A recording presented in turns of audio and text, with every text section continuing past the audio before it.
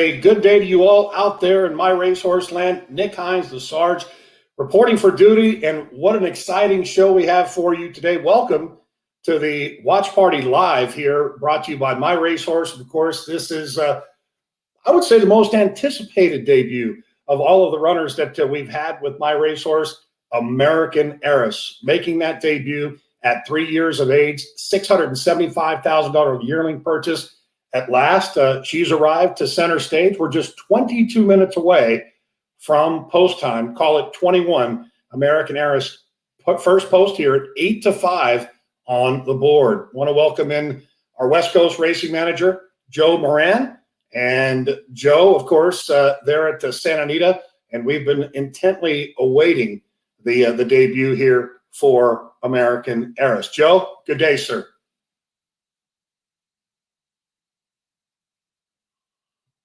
All right, we're going to get Joe on here momentarily. And again, this is a journey that began several years ago, obviously with American Heiress, now at 3 years of age. And it's been an incredible one at that. Took on a minor setback. It was July 4th, and we received a call from Raul Heiress at King's Equine. And just happened to be on the 4th of July when a storm rolled through. And she had a little bit of a stall incident, but she is back, moving forward. And we are feeling so blessed to have the opportunity to have her make the debut today for trainer Todd Pletcher. Todd Pletcher, he has already won a race on today's card. And certainly we'll have that opportunity. In fact, let's do it right now. Todd Pletcher took the moment out with American Heiress in regards to today's debut.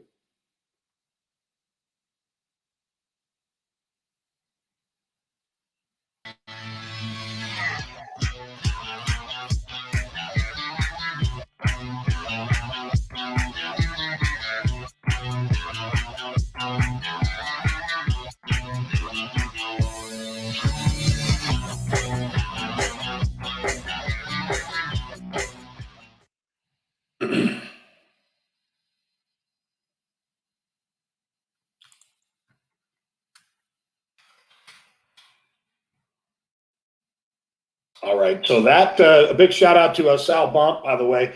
I believe that was the good luck video from our team, and of course we'll look to bring that back up here momentarily. Just to give you some semblance for the partners out there, and of course for the investors, a big salute going out to you. In excess of 2,000 that have joined along what looks to be a magical ride. It's a deep field. The rails are set at 0 feet. Of course, race number 7 is where the focus is on. American Heiress, 8-5 currently on the board. All right, well, let's check in. Of course, that little interview with Todd Pletcher along with American Heiress. Let's take a look and listen. She makes her debut on the turf at Gulfstream Park. She's really pleased with the way she's been training. As you can tell, she's a lovely disposition, very kind filly to be around. Been very professional in her training. She's never been on the turf before for us, but we certainly expect her to show that that's the surface that she likes based on her pedigree. And while she's running against some nice fillies with some experience, we feel like she's the kind that should come out and have a good debut. I'm not sure that she'll necessarily win, but we do expect her to run well. So good luck to all the My Racehorse partners and American Heiress tomorrow. Thank you, Todd. And Todd Pletcher, of course, taking a moment there with American Heiress, and she is truly a sight to see. And, you know, for me personally, you know, having met her as a yearling win at Spendthrift, there was just an immediate response. And just so happens that she was in that same yard with Solar Strike. And as many of you know, it's been quite a journey in his own right with Solar Strike with the idiosyncrasies that have been presented in his case. But in my eyes, American Heiress has always been the princess, if you will, and the development, the road to today, of course, a big thank you going out to Raul Reyes, King's Equine, and of course our partners at Spendthrift, who has also, you know, of course, been patient in getting her to the races, first starting as a 3-year-old filly. All right, looks as if we've worked out a few of the wrinkles. I want to welcome back in our West Coast racing manager, Joe Moran. Joe Moran out at the Great Race Place today. Howdy, my friend. How are we doing? It was everything was working perfect. Show started. I couldn't hear a thing, so I'm glad to have everything back and happy to be on. Shout out to Stuart and Rob, of course, out there. And, let's take a look at today's field, Joe. I touched on the fact that this has been quite a journey. And, dating back to the time in which he was purchased as a yearling, ultimately with horses that you purchase for a fair sum of money, your hope is that you can make it to the races as a 2-year-old. Well, unfortunately, it was last year. She was involved in that one-horse stall incident where we were messaged, I believe, right around 10:30 at night from Raul that she had kicked the wall.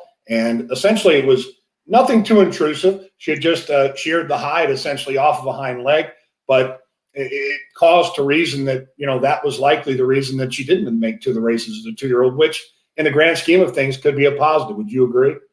Yeah, no, absolutely. I think you hit the nail on the head there. And, really for these horses, one, as you mentioned, what actually happened to her was mainly all superficial. So, knock on wood, it ended up being nothing major. And if anything, with her pedigree, her size, from the time we purchased her as a yearling, we knew she kind of needed a little more time to develop and grow into that big frame of hers. And I think it's going to pay off for us in the long run. So, it's been a thing being an owner my whole life and seeing my father own horses throughout his whole career. Sometimes giving these horses time is the best thing for them. And each horse has to be treated as an individual. Not all of them are ready to run as 2. So it's not the end of the world. And there's plenty of great horses that, start as a 3-year-old and have a long, great career after that. Well, being by a Triple Crown winner who is 15% with first-time turf types, trained by a soon-to-be Hall of Famer in Todd Pletcher, out of a 5-time graded stake winning mare who is a producer in her own right. When you look at today's field, this being a first-time starter going long on the turf, this is not uncommon for Todd Pletcher to go this route. When you look at the field and how it's assembled, knowing that she's trained with Cadencia, her stablemate, who incidentally has had the most experience coming into this event, how do you see this race shaping up for her? Yeah, well, first time out, you always obviously have to play the break. I think that's the key. I do think there is some other speeds. I believe the far outside post coming from the B&Cone barn seems to be a horse that's probably going to be on the engine from the far outside. We covered one of her gate works at Palm Beach Downs, and she broke fairly well. So I expect her to break well today, get tactical position. You have Johnny Velasquez. It is kind of a quick run into that first turn. So I think you want to break strong and be able to get good position into that first turn. And hopefully she can get a tracking spot throughout the way. Just a reminder to the folks out there, you're watching the My Racehorse watch party live as we are looking forward to the debut and unveiling of American Heiress. That's right, the daughter of American Pharaoh out of Kirtana in a partnership with Spendthrift. We're just 13 minutes to post. Early click, she was 8-5. Currently, she is sitting on the board as your 2-1 favorite.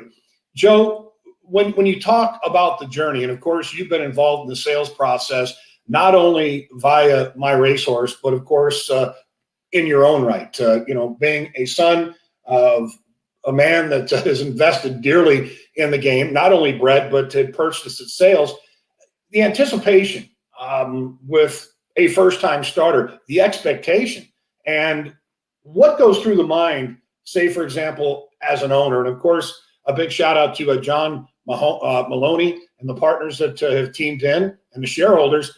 What goes into the mindset of the anticipation and the expectation? Obviously, the goal is to win, but if you don't win, it's not the end of the day, is it? No, absolutely not. Of course, when you have a horse of this quality and a horse that's trained as well as she has, you have high expectations. When you look at this field, it's a 12-horse field. You got a lot of well-bred horses in this field. But ultimately, I think you want to see a solid run. I mean, this is a starting point for a filly that we've taken the time with. To me, you want to give her a good experience to lead into the future of her career. It's not all about winning day one, but it's about setting her up for the future. And to me, whether that's a first, whether that's a second, whether that's a third. Obviously, we want the win, but we just want to see her get a good experience, get a good trip, and come running on ultimately. You two have seen her at a young age, obviously having been a yearling and now a 3-year-old in the midst of that as a 2-year-old. What can you take most from American Heiress and what you've seen in her development while watching her training? That's a great question. I would say ultimately, when you watch her works, her drive, she's got that drive to want to go. She wants to work, which I've talked about this a lot when we do our Wednesday work show. One thing I love to see is when horses want to work willingly, and she's got that about her. It's which we kind of call that it factor sometimes. When she goes, she's got a way of going about her. She likes to work. She likes her job. And to me, that's something that you can't always teach in a horse. So for me, that's a big part for her. And I think she's just continuously grown into her body. She's a beautiful horse. I mean, I don't think you can find a better looking horse than her. And hopefully all the pieces can be put together today. Yeah, it is, again, the pieces being kind of the key word there as pieces of the puzzle. And the one thing that I can honestly say that, not only with first and foremost my racehorse Spendthrift, but for the partners, the shareholders, the way I look at it is that, everyone essentially been a cheering squad for American Heiress. If we were to sit back, now granted, keep in mind, we had a horse that won one leg of the Triple Crown last year when you look at Authentic and what he was able to accomplish. And okay, so let's talk about popularity, for example. Would you say that without a doubt, American Heiress is close to being the most popular horse that my racehorse is involved with at the moment? Yeah, I mean, I would have to say she is definitely, if she's not the top one, she's definitely up there. I mean, the only other one I could say that would be close, Moonlight Doro may be up in the battle, definitely as her career has progressed. But I would say American Heiress since day one. I mean, from the first day we got her, she's always been a fan favorite. Her pedigree to go with it also helps into that. She drew a lot of attraction. Even when you look at that bottom side of her pedigree, there's been just so many successful runners that makes it exciting to follow. Those expectations, those seem a little higher because of that. It makes it more fun as well to follow her career. As we take a look into the paddock here, we're just 9 minutes to post, and what a tremendous day to be involved with. Of course, the Curlin Florida Derby. It's a 14 race card. You're going to see many a horse come out of this card today that are going to be ones to follow, and we hope that American Heiress will most definitely follow suit. Joe, I touched on the fact that we've heard the story in contrast with Solar Strike, and what a contrasting in stories. With his idiosyncrasies. On the flip side, you've got American Heiress, who's been an absolute consummate professional since day one. But again, it's like children, the athletes. You being a former athlete in baseball, it is interesting to see how they chart their course, is it not? Oh yeah, no, absolutely. And that's I kind of mentioned it earlier.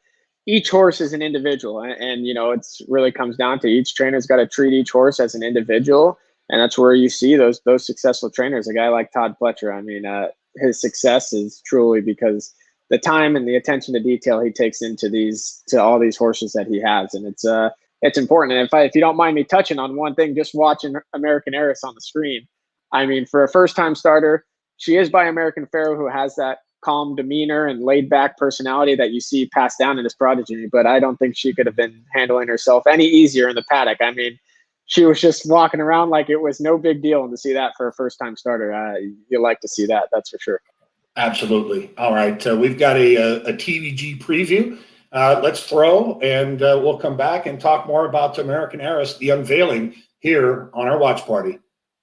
Badger Kitten, a first-time starter for Chad Brown. Plenty of turf pedigree and turf look there. You had some interest in the 2 charges drop. We both had the early cut of the past performances, but I did see she came in wearing blinkers today. Just looking at charges dropped, I thought the debut, she was not respected. It was kind of an even finish in the end, but she kind of finished mid-pack 5th, beaten by less than 2 lengths, going a mile and a 16th. The barn doesn't have that much, runners with these maidens. Second time out, 0 for 3, but I thought the price would be good for underneath in the super.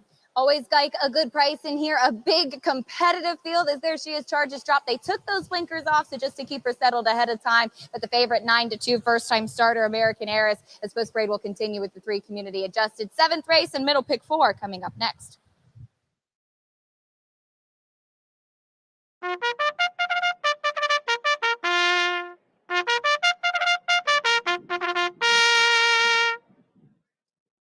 Stepping onto the course now for the 7th race. Race number 7 is on the turf at 1 mile and a 16th. Maiden special weight runners. These are 3-year-old fillies. A field of 12. Win play show. Exacta Quinetta trifecta. Superfecta. Super high 5. Daily double pick 3. And 50-cent middle pick 4 opportunity. It's a middle pick 4. It's race 7. It's on the turf. And it's up next. Our best turned out horse award winner for this race is number 4, Conundrum Queen. Congratulations to George Weaver and his team.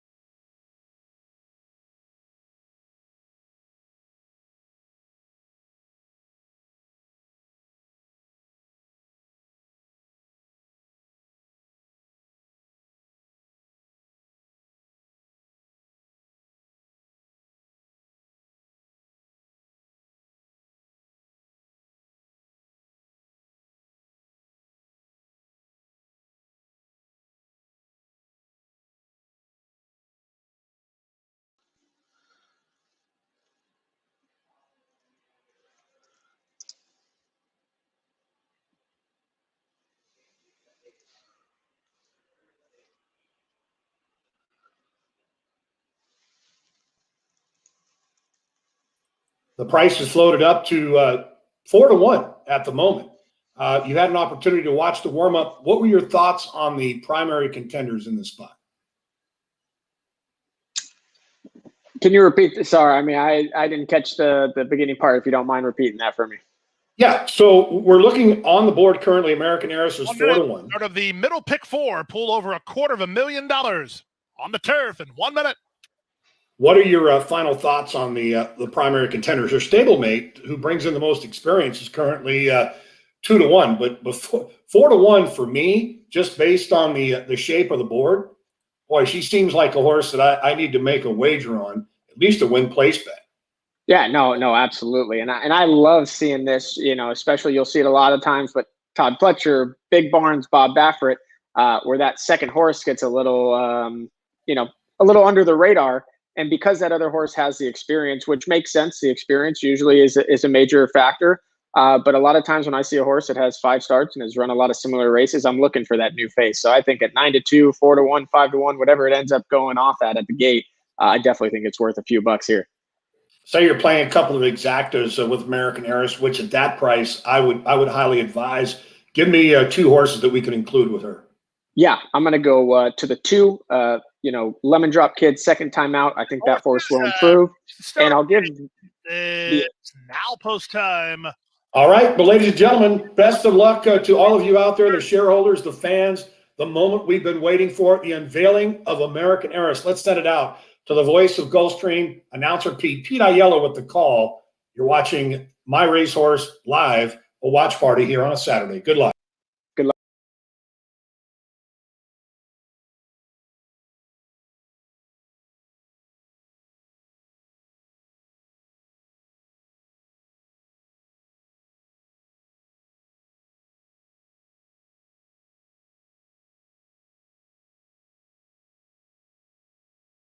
8-5 favorite is number 10, Cadencia. Irad Ortiz Jr. He has the call for trainer Todd Pletcher.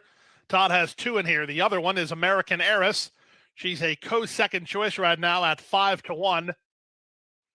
7-1 money for number 1, Badger Kitten, Javier Castellano for Chad Brown.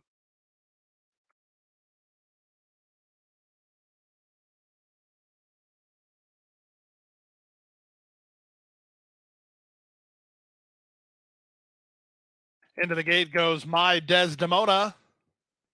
North Country Fair is ready now. Community Adjusted.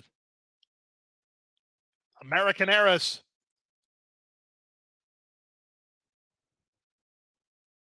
Conundrum Queen.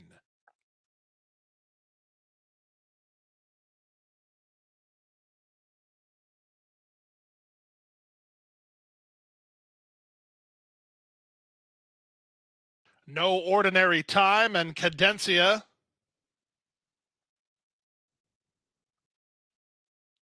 Belle Plaine.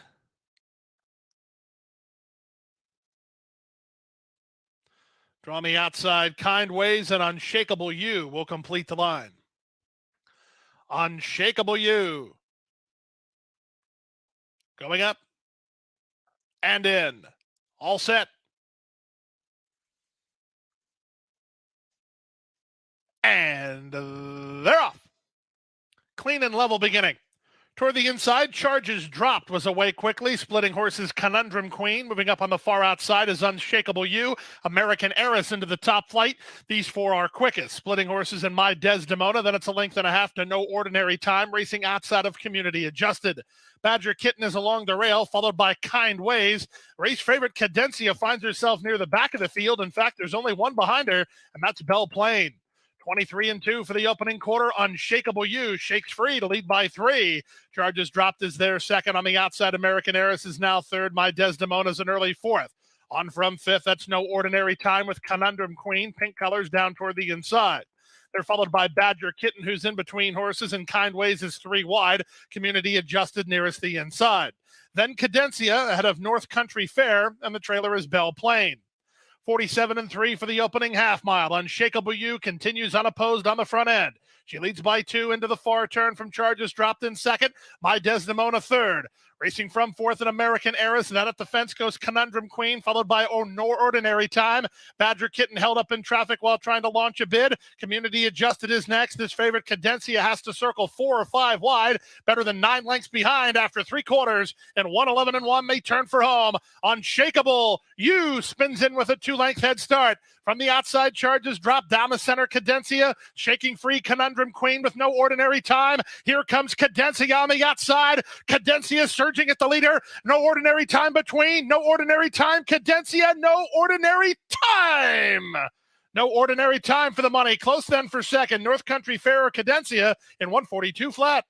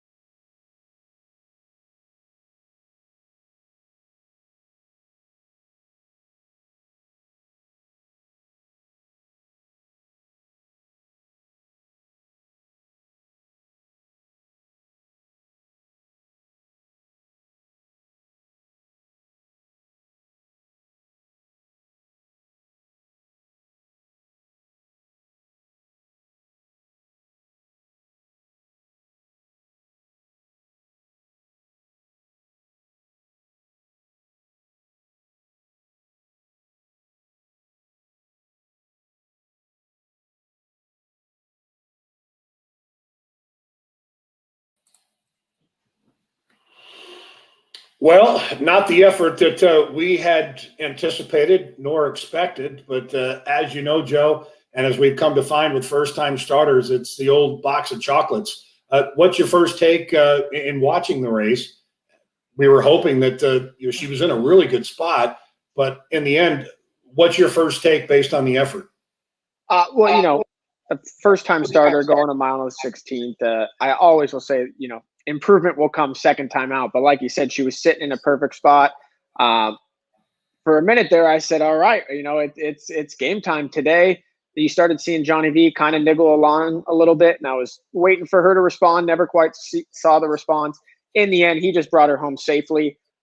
So, while the finish is fading back, it's more Johnny V just taking her home and not riding her on late. But, she'll get a lot of experience from this race, and hopefully we'll see a big improvement second time out.